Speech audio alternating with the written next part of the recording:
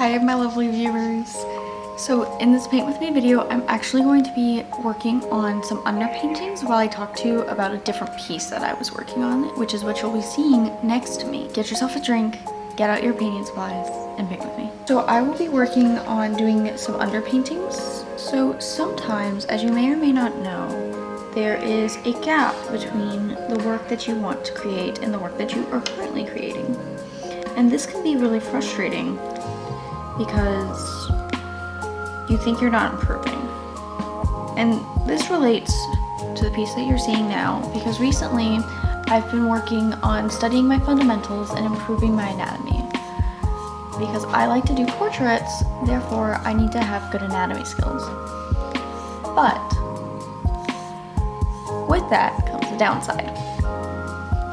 And I'm going to be talking about that. So the piece that you're looking at now, I had done the sketch and prepped the panel before I started those anatomy classes. So that was based on my old understanding of anatomy and perspective. However, with educating myself and improving my skills, when I sat back down to do that painting, it was no longer up to my standard. So not only was I trying to improve my fundamental painting techniques as well as anatomy, but also I was trying to fix what I had messed up on. I thought I could fix it as I painted it. What I realize now is that I should have just redone the sketch and the panel before sitting down to do the painting, because I thought I could fix the painting as I went, and I could not. As I was doing this painting, I was also improving my skills, so they were happening simultaneously. So as I got farther into my classes and improved my skills more, the more I understood how messed up the piece was and how much I needed to fix. And slowly, as the painting got more and more finished and my skills improved more and more, the amount I needed to fix just increased. So I should have stopped the painting when I noticed that it was wrong, but I didn't. And that was entirely my fault because I wanted to just paint.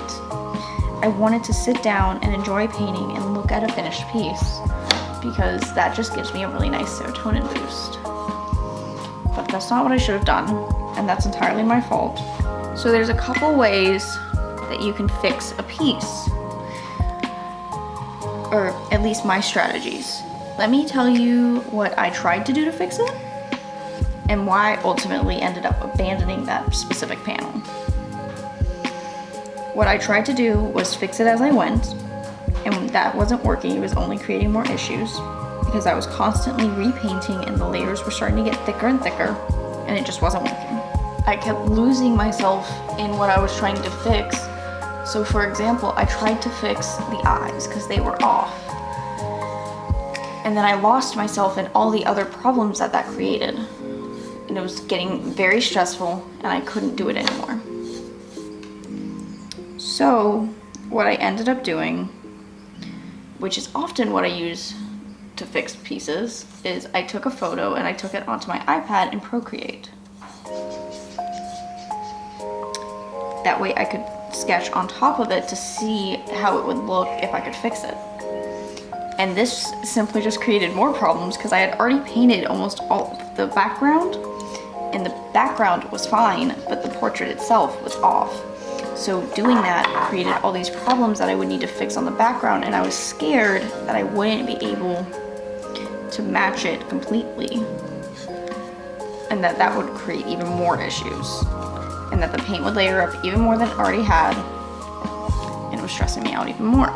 So ultimately what I decided to do was to abandon the piece. Because I liked the concept in my original sketch in my sketchbook, what I did was, with my new understanding of anatomy and fundamentals, I decided to completely redo the sketch. I have since done a completely new sketch that I will have to do the values and the studies for before I can finish it and transfer it to a panel and completely redo the piece.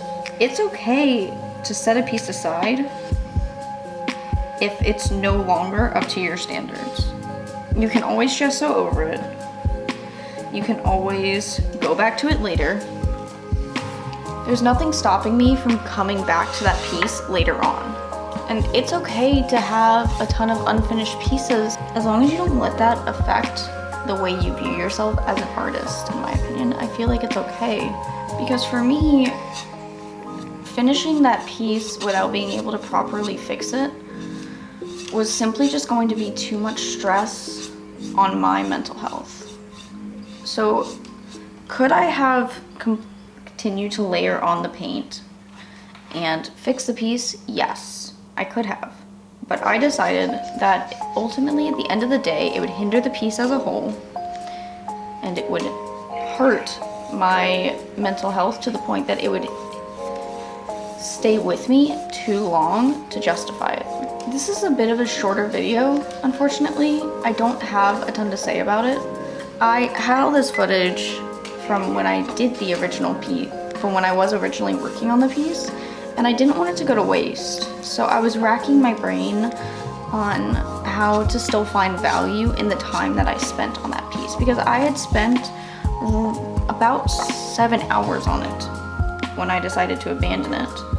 And I was struggling with that because it felt like I had wasted my time, but I learned so much from it.